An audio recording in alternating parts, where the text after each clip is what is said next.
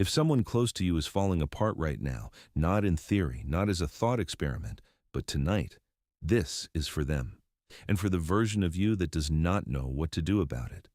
Most people disappear, not because they are cruel, because they are afraid. When someone they care about enters real suffering, grief, illness, divorce, collapse, the instinct is to help. But the second instinct, the one that follows almost immediately, is to realize they cannot. They do not have the training. They do not have the words. They do not have the fix. And because the culture, especially church culture, teaches that showing up means saying the right thing, people who do not have the right thing to say simply stop showing up. The absence is not malice, it is paralysis. The instinct to fix is powerful. A friend shares devastating news, and something inside the listener immediately starts constructing a response, a verse, a perspective, a silver lining, anything that transforms the raw, unmanageable reality into something shaped and digestible. That instinct comes from care, but it serves the helper more than the hurting. Because fixing is active. Fixing gives the helper a role, a contribution, a reason to be in the room. And when the situation cannot be fixed, when the diagnosis is final, when the loss is permanent, the helper without a fix feels useless. And useless people leave. Not cruelty, the inability to tolerate being in a room where nothing can be solved. Paul wrote something in Romans chapter 12, verse 15, that sounds simple and is not. Rejoice with those who rejoice. Weep with those who weep. The second half is the one people skip. Weep with, not weep for, not explain the weeping, not reframe it as something productive. With. The preposition carries the entire weight. It means enter the grief alongside the person, not above it, not around it, not past it, into it. That is companionship, not counsel. And it is what most suffering people actually need, not someone with answers, but someone willing to be in the room where there are none. Churches are structured around proclamation. Someone speaks, everyone listens. Small groups are structured around discussion. Someone shares, everyone responds. But weeping with has no structure, no agenda, no curriculum. The infrastructure of faith is built for words, and grief often lives in the space beyond words. So the people who are best at being present are often not the pastors or the group leaders. They are the quiet ones. The ones whose instinct is not to speak, but to stay. 3 days after her father's funeral, a friend showed up at her door with a bag of groceries. Did not call first, did not ask what she needed, just appeared. Put the bag on the counter, said, "I do not know what to say," and sat down at the kitchen table. They drank coffee. The friend did not mention heaven or whether the father was in a better place. They talked about nothing, the weather, a show, something mundane. And that ordinary, shared nothing was the first moment since the death that she felt like a person instead of a project.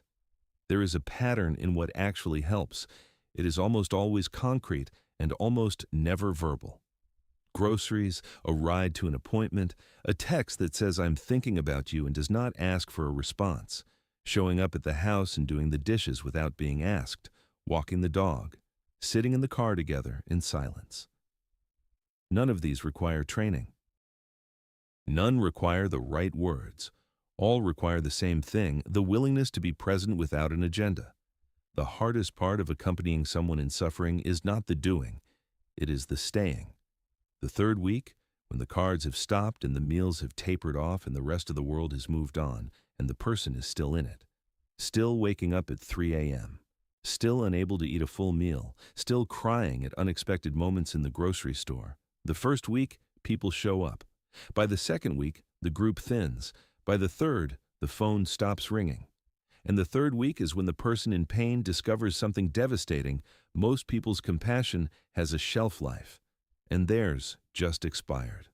Not because people are cruel, compassion fatigue is real. But for the person whose pain has not returned to normal, the silence says, the world can absorb about 10 days of another person's suffering. And then it needs to move on. The person who fills that gap, who sends the text on day 21, who shows up on week 4, who calls on a random Tuesday 2 months later, that person becomes unforgettable. Not because of what they said, because of when they showed up. I know someone who lost his wife to cancer, 18 months from diagnosis to funeral. In the weeks after, most people sent messages, some called, a few came by. But one person, a coworker, not even a close friend, came over every Saturday morning, did not ask permission, did not bring a Bible or an inspirational quote, brought coffee, sat on the porch. Sometimes they talked. Mostly, they did not. 6 months later, he said something I have not forgotten. I do not remember a single word anyone said to me during that time. I remember who showed up, every Saturday, without being asked. That is what stayed.